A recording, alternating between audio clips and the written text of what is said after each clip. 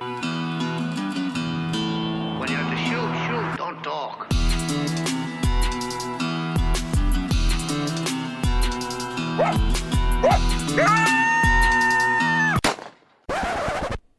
All right, thanks for joining us for episode 17 of the Trap House Podcast. My name's Justin Jett, and today is just me and Charlie, one-on-one, talking about trapping of all sorts, kind of numerous topics, and just things that are on our mind as preparation for the season for us, you know, as we're getting ready to get started. But we'll get into that in a second. Got to give a big shout out to all the sponsors, of course. Hags Bracket, J3 Outdoors. Check them out. J3O.com. Jeff Haggerty. Great guy, great product. Look him up. Also, we have the Top Lot Stretcher Company. Their website is toplotstretcherco.com. They have a full line of trapping supplies. And like I've always said, a great adjustable wooden stretcher that I really like. So check them out and go through their page. Then, of course, HoosierTrapperSupply.com. Without Charlie, none of this would be possible. So get on there and find all your goodies at HoosierTrapperSupply.com. And outside of that, before we jump into it, I just want to say support the Fur Takers of America, the National Trappers Association, and the Sportsmen's Alliance. Donate, be a member, do whatever you can. We need all the help we can get to keep this going. If you can't afford the membership, a $5 donation, anything goes a long way. So it all adds up in the end. So you got to fight for the right to trap, so to speak. So hit them up. They're all over social media and online and their websites. And that's it. Episode 17. Let's kick it off with Charlie. Thanks.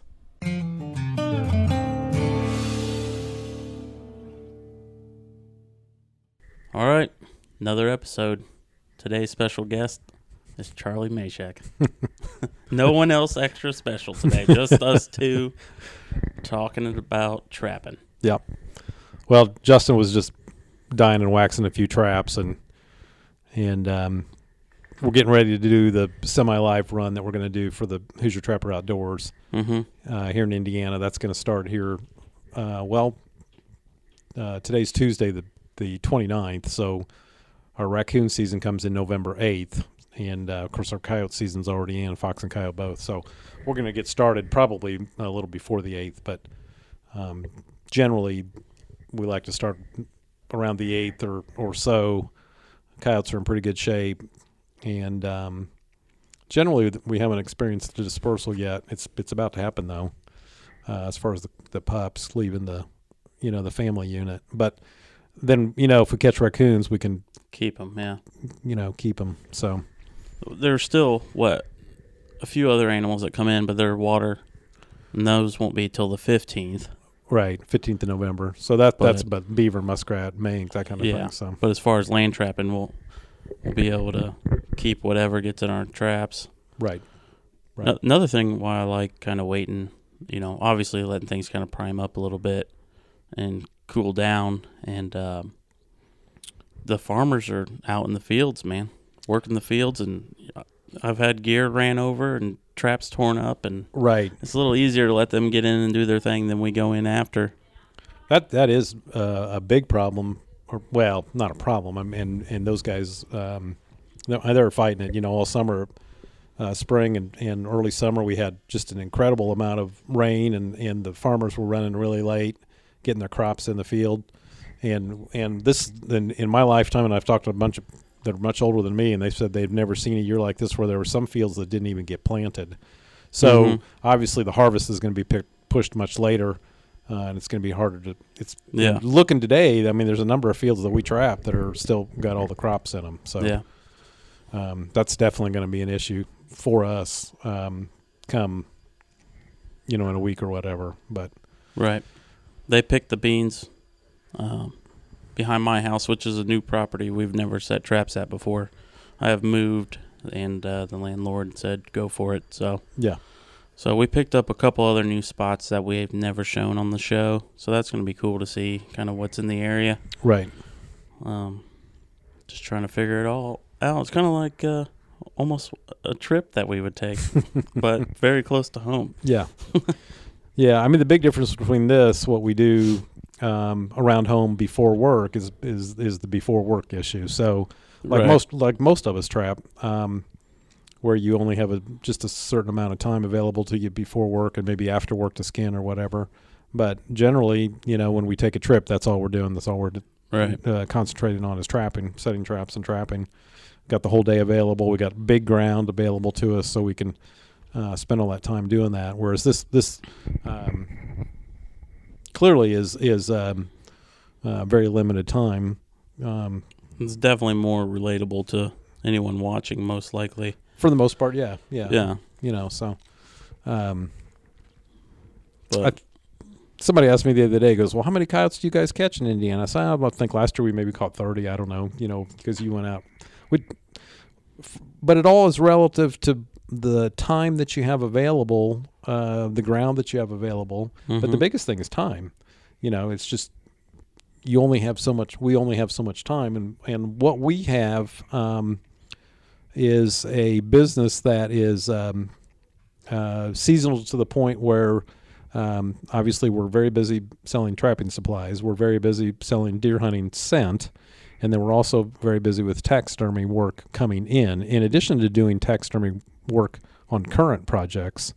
So we're always busy, but it's so intense, basically October, November, December, and that's the most intense months. But a lot of that carries prior to that and before that, after that, that we just fit in trapping little quick trips or runs that we can fit in when we can, so it's all just relative to how much time you've got available and of course ground and number of animals and all that, so but right. Yeah, it's definitely challenging, especially when the shotgun opens up in deer season. We get X amount of deer heads show up, and we're limited on freezer space. There's no waiting around. We got to start skinning them right away. There's no I'll do it tomorrow. I'm going to go set traps. No, you can't do that. We got to take care of business before we can go have our fun. Right. Exactly. Exactly. You got to make hay when the sun shines. So, right. Yeah. That's a lot of the how these trips got started years ago was, I think years ago, Jake was like in second or third grade, and we went to Kansas, and this was before the thought of a show. This was really, I don't even know if you were trapping then, Justin. I don't know. It was like right around the start of all that. Yeah, I think I might not have. I don't think you were yet, but actually, I think he was in second grade. A friend had invited me to go out to Kansas trapping with him, and it was difficult to fit trapping in prior to that, in the prior part of the season. I said, yeah, that'd be great. We'll go. And I said, I'm going to take Jake out of school for a week, and we're just going to go to Kansas and trap. And that just kind of started this whole idea of taking these trapping trips. And then, of course, since then, we started the Hoosier Trapper Outdoors. Justin. Right. Well, if it wasn't the first year that you went, it might have been the second. But I recall you guys going out there and me answering the phones and hearing about everything, and I was just jealous. So why didn't you take me? Yeah, and you were still in high school. Yeah. So, but yeah, that was how that trip idea got started. And like I said, that was way before we even thought about doing something on YouTube with, right. We never even, Justin kind of came up with that idea, and we, anyways, pursued it from there. But that was several years later, because we went to Kansas actually 4 years in a row. Jake and I did with this buddy, and caught our first bobcats out there the first year we were out there, and then coyotes and I think that was it. I don't think we caught any foxes out there. I think it was just all coyotes, bobcats, and raccoons is what we typically caught, and tons of possums. I remember one day, and we were, this was in the Flint Hills area, south of Wichita. And, you'd be out in the middle of what you'd think would be the prairie, and you'd be catching possums. It was the craziest thing. I remember one day alone, we caught 27 possums in one day. Oh my gosh! And you're thinking, oh my gosh! But in the way we got the ground to trap, and we had a ton of ground to trap, was the friend that invited us. His buddy ran an outfitting business for deer hunters, turkey hunters, and then the big thing was bird hunting. So he didn't, he wanted the nest bird egg eaters, possums, raccoons, and skunks, certainly coyotes and bobcats too. Managed to a point, controlled some. So he was limited pretty, some numbers. He was pretty pleased when you told me in 27 that day. Possums. He was. That's good. Yeah. He's like, come back every year. Exactly. So, but the interesting thing was, then we went the following year and we didn't catch very many possums. I mean, we definitely got the numbers down to the point where, obviously, it was easier on the nesting birds, and it was certainly easier on us trapping because we just weren't dealing with all those possums, But you could sell possum skins back then. Right now it's pretty tough to sell them, but we could actually we skinned them and shipped them and sold them. So, but I remember selling possums. Every now and then you hit, those years where they bring $6, $7, $8, on the nice ones. But I was going to say, I sold one time that was $8, and it was a big fat one. He was eating out of this grain bin that was nearby at the hog farm that we trap at. Yeah. And caught him in a cage trap, and he's huge.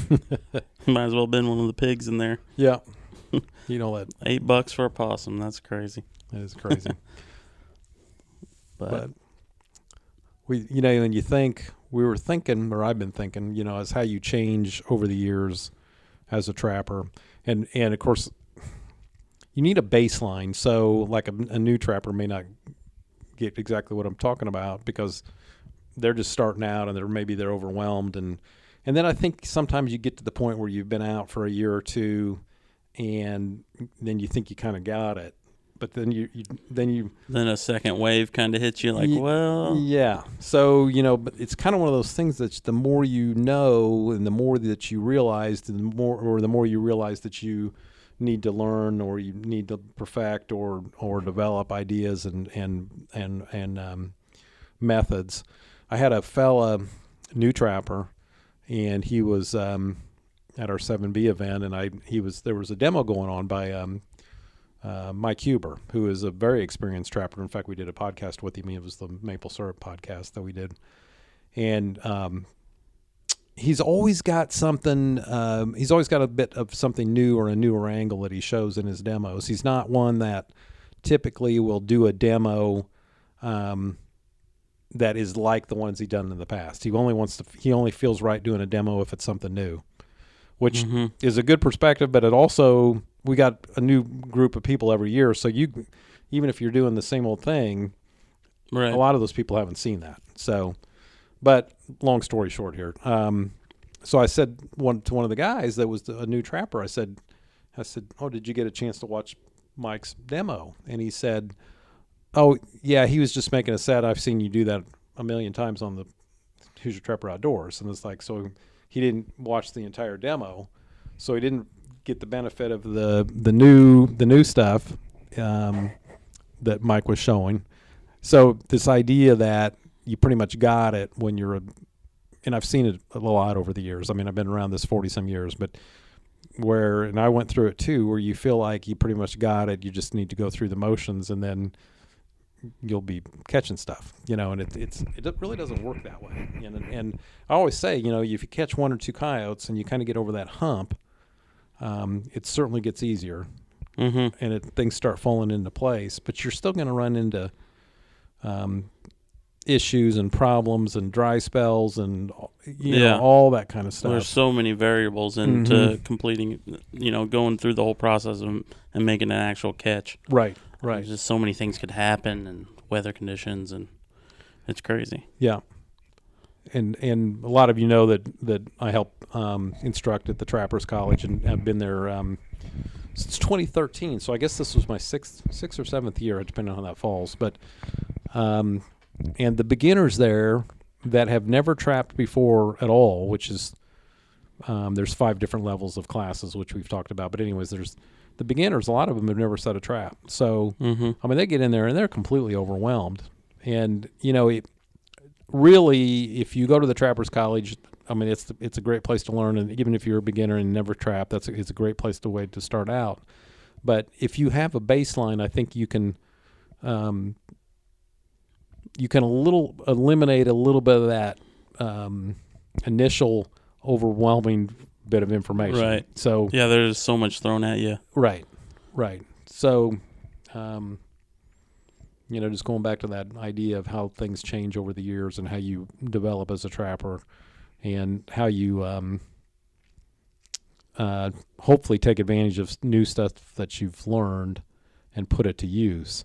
And sometimes I wonder when you do a demo or you watch a demo and you see something pretty new, or you watch a DVD or you watch somebody on YouTube or whatever, and they're doing something and it's like, it's a great idea and it makes sense and the guy's successful.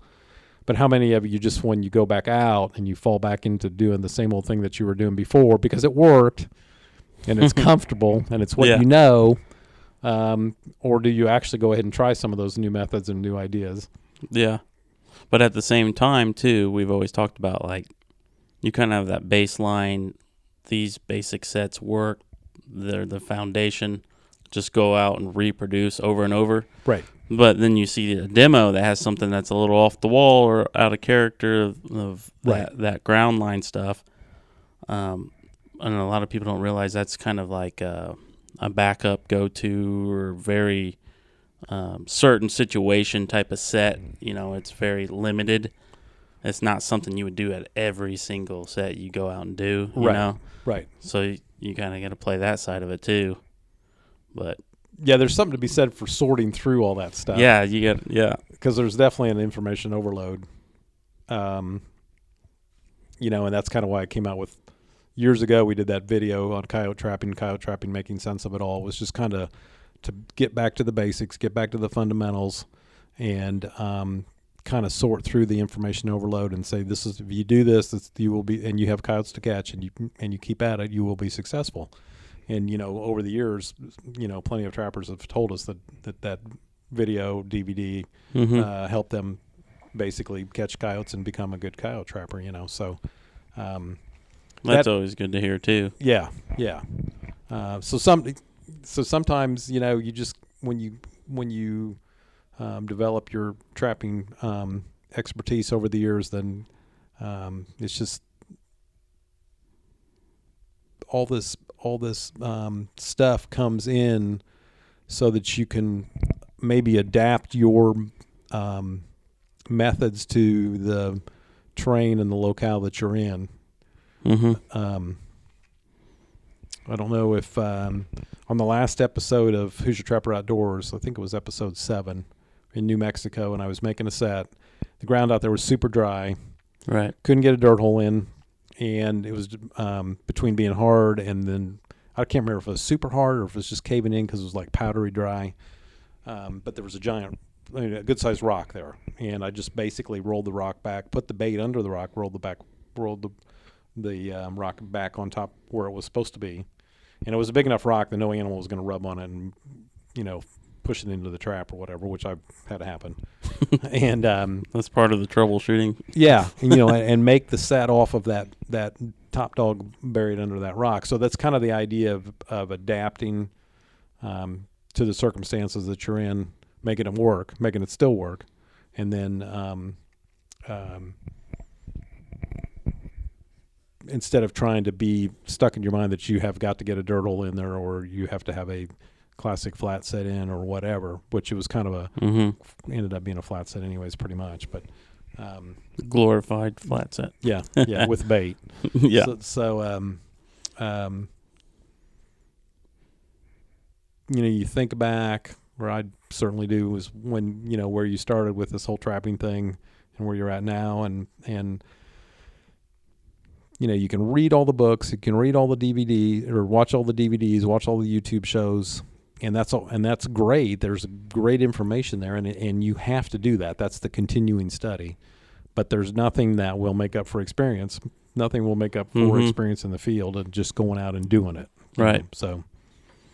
Yeah, I think it's good. I mean, you hate to say it, but it's like, go out there and just do it, But at the same time, you do need to know a little bit just from, You know, you don't want to be pitting the wrong size trap and, breaking the law and that sort of thing.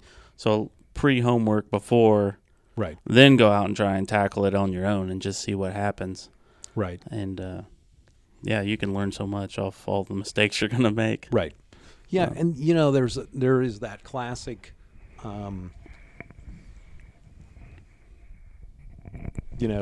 statement that if you are not making mistakes, then you're not learning anything. In other words, if you just went out, had automatic success, and you never make a mistake, then where do you go from there? First of all, that's not even going to happen. But secondly, it's like if you're not making mistakes, then you're not learning. And if you're afraid to make mistakes, you're definitely not accomplishing anything. So right, you're stuck. Yeah, you're stuck. So, that's the learning curve. We still run into that stuff, and you still got things to learn. But and obviously, the more experience you have, then that stuff gets less and less and less. But there's always something to learn. So.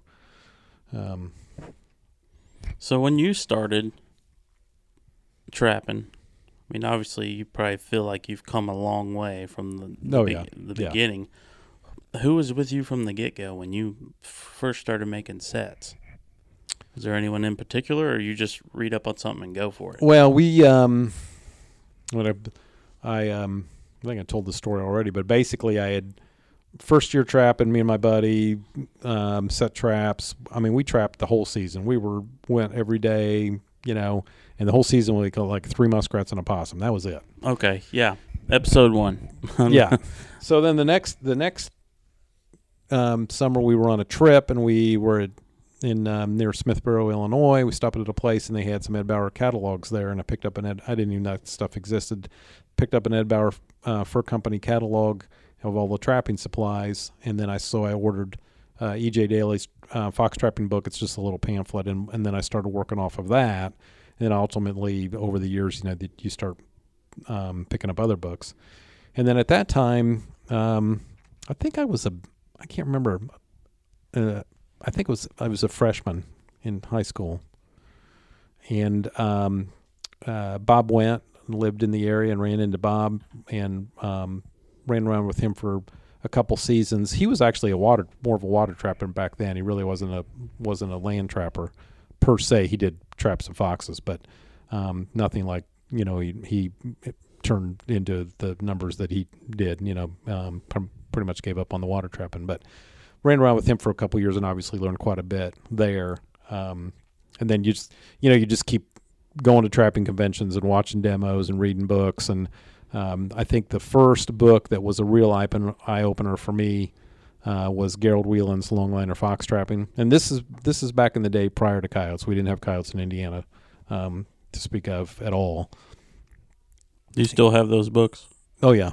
Yeah. That Longliner Fox Trapping by Gerald Whelan really is kind of the first modern approach to running a log line that was written in a book. I think there may have been others, but I mean he really kind of laid the groundwork for that, running the big line. And there was guys doing it for sure, but he was the first one I think to really write it down. So right. And then I met when I first started selling trapping supplies. Ardell Graw was one of the big guys back then, lure makers, and I contacted him and I sold his lure as a dealer, and he ran some big lines in South Dakota, trapping fox, red foxes. That was the thing, So, but those guys were out there. But Gerald Whelan, I think, was kind of the first one to put it on paper, So. Mm-hmm. Learned a lot from that perspective of that book, just as far as the way to look at it, and I'm talking I'm a freshman in high school too, so right, but I just always think about that stuff because I had a really big advantage when I started, obviously, so I can't really relate a lot to some degree because I had you as with everything all the knowledge you've gained over all these years, right there next to me while I'm setting them. Yeah, but I guess I still had a lot to learn, obviously. Well, and really, just since you've been around, what we've done, where we've trapped, the number of different states we've trapped in, And I didn't do that prior. And all the different geography and I mean, we've done, and I've learned a tremendous amount in the last 10 years. Yeah. It's been 10 to 15 years. It's just been crazy. So yeah. I've developed a lot of insight and perspective over that last 10 to 15 years too, so Yeah. There's something to be said for the guy that if you're trapping the same ground year in, year out, I mean, you know it. Right. And you know the ground, yeah. And unless something just drastically changes, it's going to be the same the following year as far as the way the animals travel and that kind of thing. So, yeah, it's interesting to think about, really. Mm-hmm. Not to, we talk about different levels. You kind of hit this peak for a little bit, and then something will happen, then you kind of get over that hump. And you're talking about going to college. Let's see, 3 years ago, I started doing the media there for the photography for the FTA. And so me being there taking pictures for social media, I get to go to all 5 groups and learn from a bunch of different instructors. So I'm, I've learned a lot just by that alone. Right. And just seeing how other people do things in different parts of the country. And then it all makes sense when we go on our trips and just tying it all together. And I feel like each year I feel like I pick up a few more new things and, get better each year. That's all you can really do. Right. Or hope for. Right. And that's a really good line right there, is just tying it all together. How do you Right. You get, when you first start out, you got bits of information essentially here, and you got some there, and you got some here, and then you're out there, and you're kind of like frazzled by all of it, and you just go out and, but the whole thing is just get out, get some sets on the ground, and try to pick your locations. If you were a deer hunter and you happen to see coyotes coming through there, then you probably pretty much a no-brainer that's where you want to set your traps. So,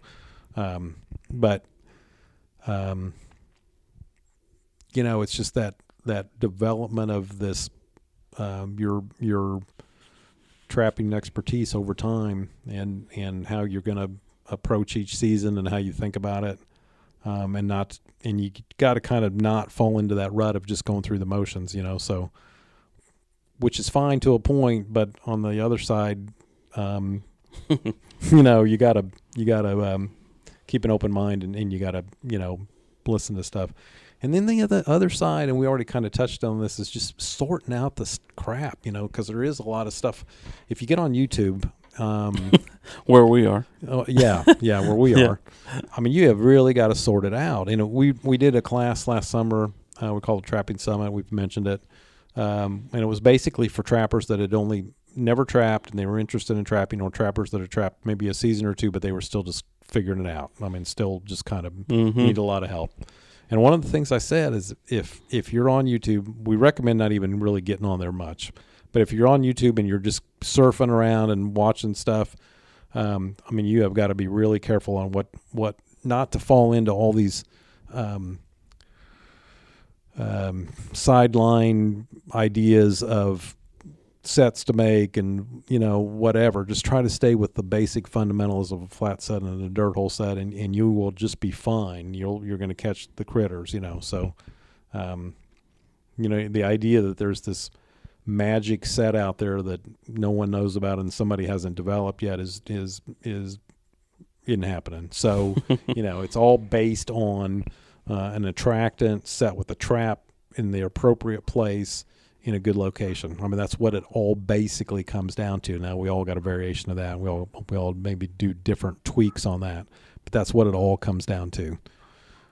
An attraction with a trap in the appropriate place in a good location. So, if you strip it down clear to that, and then work off of that, then right. That's the whole thing. So, next from there would be bedding it nice and tight. Yeah.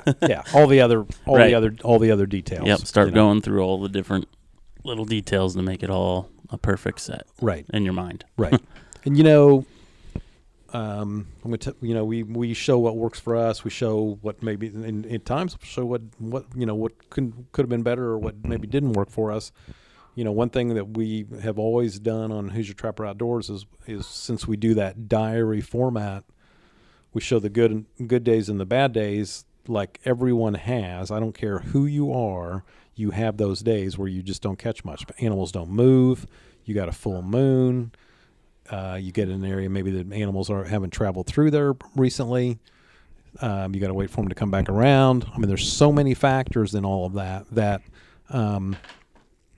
you've just got to weigh all that stuff out. In why you're not catching something. So we had that day last year. We only had 20 some sets out. Caught 7 coyotes, and then which was a great day. Mm-hmm. And then particularly considering that we only had like 23 trap set.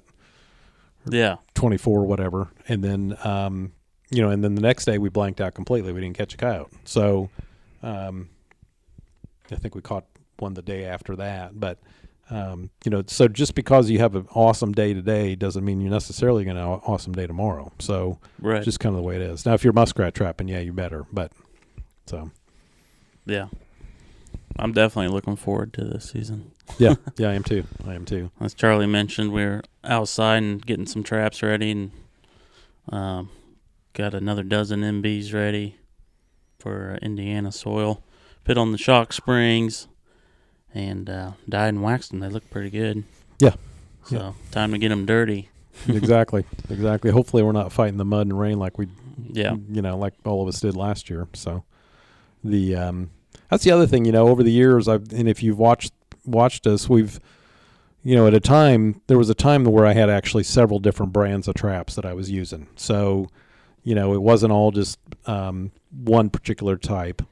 And then I think we kind of moved more. We started out using a lot of Sleepy Creek 1 3/4, which is a fine trap.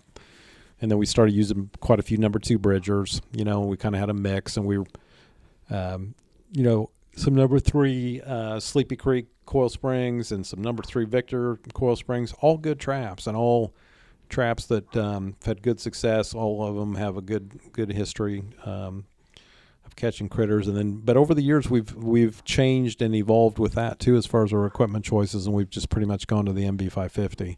Mm-hmm. Just excellent quality trap. It's good for what we do. Yeah. For the travel.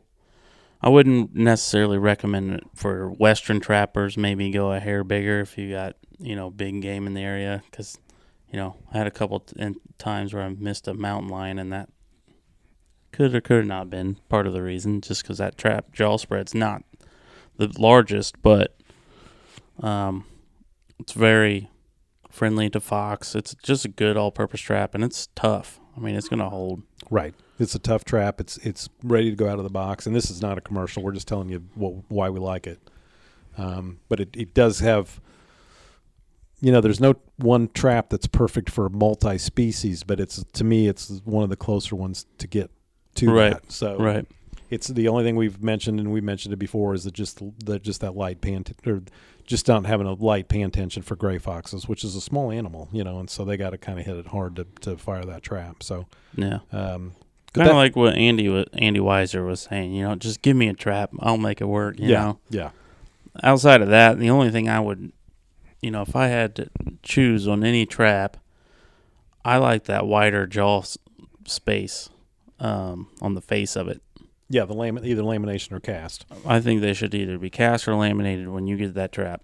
Yeah. If you buy it stock, I'd laminate it. Yeah. It's just way more humane to the animal, in my opinion. Yeah. That initial cut or snap or whatever you want to call it. So potentially, yeah, it's just more, the cast or laminated jaw is definitely more animal friendly. So right, and the more comfort that they're in, they're just going to be hanging out, chilling, waiting on you to get there. Right. So right, just keep them comfortable, and that's it, really. Right. Outside of that, the shock springs are always good. All these extra additives, but kind of like Andy, just give me the trap. Yeah. I can nitpick it to death. Yeah. The that's the other thing with beginner trappers. It's like, all of us are on a budget. May not even be sure that you're going to be something that you're going to stick with. Right. But, if you're going to spend the time and you're going to give it the effort, and you're going to buy a license, and you're going to go out there and go get traps in the ground and go check them every day like you have to, you want to try not to cut too many corners. You want to try to buy good quality equipment, good quality attractants, and give it the effort and try to have success. Obviously, if you have success, you're more likely to stick with it, or just to get it in your blood where you can't get over it. If you don't have success and you go in and day out and you've got flipped off traps and whatever, then very discouraging. Yeah, very discouraging. It may not be something you stick with. So the other thing is, so we always get these questions on the phones like, I have gone a week and I haven't caught anything. I don't know what the deal is. And you start talking to the person and say, okay, well, how many have you caught? And they tell you X number of coyotes or fox or whatever, or a combination of both. And then they tell you that they only got one farm set up. Then, the more you talk to them, and then well, how many traps have you got set? And it's like, we got 200 acres, and I've got like 12 or 14 traps on that 200 acres. And it's like, well, you probably knocked them pretty good. So, your catch is obviously dropping off because the number of animals have dropped off. And, on the coyotes, you're just going to have to wait for more to move back into the area. You can leave traps set the whole season. You're going to eventually catch more coyotes. They'll probably filter back in because you've kind of created this empty area. But those coyotes also run a much larger area than just that 200 acres. So, the ones that you didn't catch or the ones that are going to move back in, may take some time. But it's all relative to statistics. How many traps you have set, how big a farm or location that you have set, and that if say you got this 200 acres set, and you go to the next farm right down the road next to that 200 acres, and you set it up, so now you got two farms set in your mind, but it's still the same coyotes. Right. So it's got this whole thing of just you are literally trapping against yourself, and I like that line, and I think Robert Colonna is the first one that I ever heard say that, where you're actually trapping against yourself because you've got this farm set and you got that farm set, and they're neighbors, and it's now you've gone from 200 acres maybe to 500 acres, but it's still the same coyotes. They're still running it. It's still within their same home range, unless you find that break or. The divide between the two, the boundary lines of two home ranges. Yeah, which is possible, but probably not. Right. And, a coyote's home range can be up to 10 square miles, even though they may only use about 3 square miles of that on a regular basis, which is big. 3 square miles, if you think about it, that's pretty good size. So that's what, 1,600, like 1,800 and some acres. So,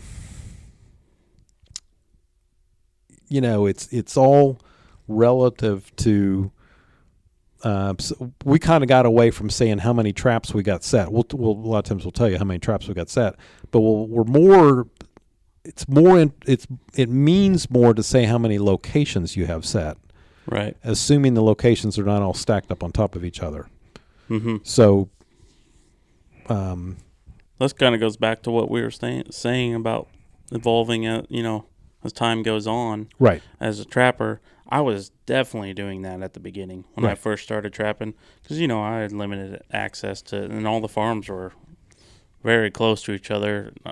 I work right next to where I live, and, so I was definitely trapping against myself, and still do to a certain extent. I just don't set as many. Right. Because of that reason. Right. And we're all limited to how much permission we have, what farms we can be on. So, to a point, if you're trapping in the community that you live in, you probably are going to be trapping against yourself. In other words, trapping the same coyotes on more than one farm because they run a big area.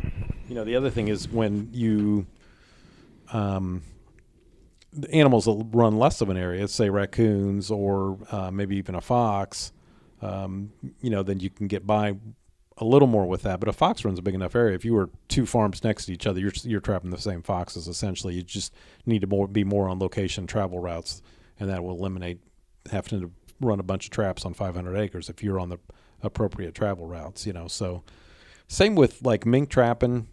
You can get on a creek or farm ditch or on a creek or whatever and get your pack basket on and just go up and start making pocket sets and setting root wads and little streams coming out, tributaries and all that. Or you can just go stop at the bridge, which is the funnel point for all the mink that are going to go up and down that creek, and set, 2 traps on either side of the road and have that whole have that old you got it covered, and you got it covered. So if you want the nostalgic, put on the pack basket, go hiking up the creek. That's great. If that's what you enjoy, that's what more power to you. And I like doing that too. But if you want to catch some numbers, statistically improve your odds significantly, then you just start hitting bridges. Yep. Get out and go down to the next county road or whatever, a mile over. Right. That's another issue, whether that's legal or not, and you got to have permission and whatever. But hitting those funnel areas where those bridges are is where all those mink travel. Now, if you're going to trap muskrats, then you got to get on them. You got to set up dens or the huts or whatever. That's a little different. But generally, enough of most of the animals travel in a big enough area that you can fine-tune your locations and not have to spend a bunch of time walking to various locations. Because it's the same. You can head them off in one location with 3 or 4 traps in one spot and not have to go elsewhere. So on the flip side of that, though, if you're limited time, say 3 or 4 days is all you have, gang setting doesn't sound that bad because you're trying to catch what's there as quick as possible, increase your odds. Right. Get in, set as much as you can, then get out before you have to leave. Right. Those are the short trip sort of deals. Yeah. And, but for the long haul, you want to trap in areas for the entire season.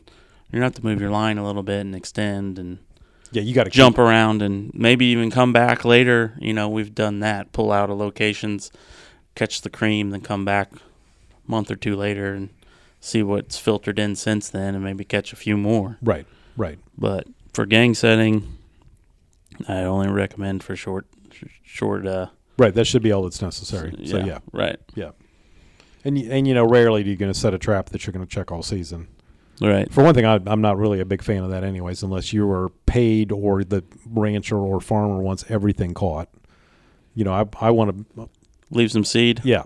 Yeah. I'd rather hit fresh ground that you haven't been. That's why we say you start building a line, you set traps today, check traps tomorrow, set more traps, check traps again the following day, set more traps, and you just continually add new fresh locations, new fresh sets. They may not produce the first night, but they will start kicking in. A lot of times they will, but they'll start kicking in. So as things maybe dry up or the animal's not traveling through there, then you'll have those other locations that they very well may be traveling through because you're on a different set of animals in a different location. So very important if you want to maintain that consistent catch to continually be setting new locations each day. Or certainly every other day. And if you are only limited to setting up on the weekends, that's fine. I mean, you just got to do what you can do. But it isn't if you want to consistently keep catching stuff, it's important to set new locations and new traps in new locations or new sets in new locations. And a location being not the farm next door.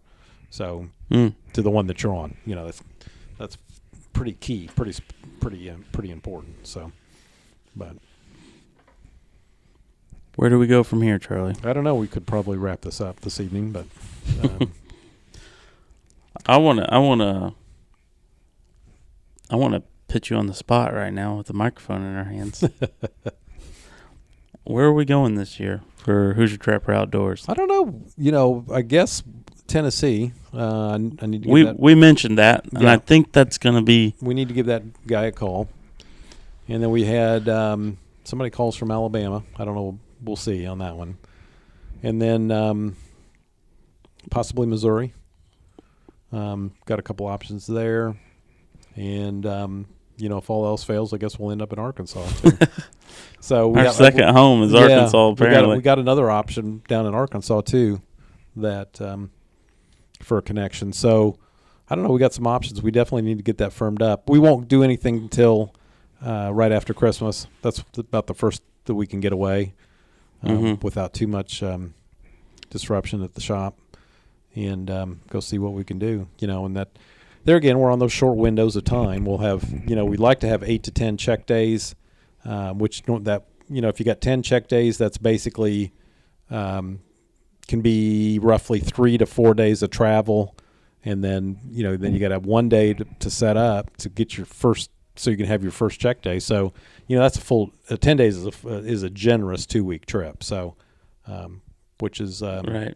Considering what all the responsibilities that we have, that's quite a long time to be gone. So, right. But anyways, and it feels with our Western trips, we need more than 2 weeks.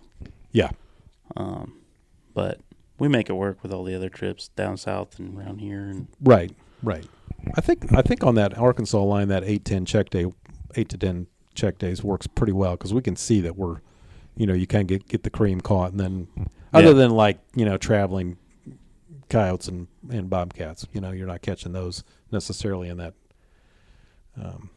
time frame as much. But you mentioned the Western trips like New Mexico, and I'd love to go back to New Mexico this year. Oh, it's beautiful. I love that. Out of all our trips that we've taken, they're all fun. They're all awesome, and they're all different in their own unique way. Right. But and it's all beautiful terrain. Generally. Yeah, it is. But something about New Mexico, it's pretty special. I really like being out there. Pretty special. And I really love green chili. Good. That's one thing we don't show too much on our shows. We usually eat pretty good in the evenings with me and Jake always trying to get Charlie to go somewhere really nice. If there's something around. It's definitely chocolate milkshakes every evening for sure. Yeah. We I remember that one trip we were on in New Mexico, and there was only one restaurant in the entire town. It wasn't even a town. It was like a road crossing. And it was not a bad restaurant, but we ate there every night. We did. There was nothing. And we were there during New Year's, and they were closed. And it was either like eat out of a vending machine out of a gas station, essentially, or drive like an hour and 15 minutes to another town to get something for supper, which we ended up doing. Yep, but, I remember. So, that's crazy. Anyways, it was. But talking about New Mexico, we've never really been able to get on good virgin ground. I mean, we've always been on ground that's been heavily predator controlled by the ranchers, or if we're on public ground, which is the majority of what we've been on. The trappers out there are good trappers, and they're they've caught some stuff before we got there. Right. Well, when you got $high cats and coyotes worth that much, and right. There's a reason for guys out there trapping a little harder. There's some really nice quality fur out there. Right. So it just kind of makes sense when you sit down and think about it. Right. Exactly. And then they got government trappers, and they've got all the ranchers that need the control. They do aerial shooting of coyotes and stuff. So, I mean, there's a lot of things working against the predator group out there. So, anyways, we'll definitely go back to New Mexico at some point, but we're not going back this year. So, yep. Anyways, all right. I think we should wrap this up. Yeah, it's kind of fun sitting there talking about just trapping. Yeah. We're ate up with it. Yep. Exactly. So, no special notes at the end of this. We'll just thanks for listening, and we'll catch you on the next one.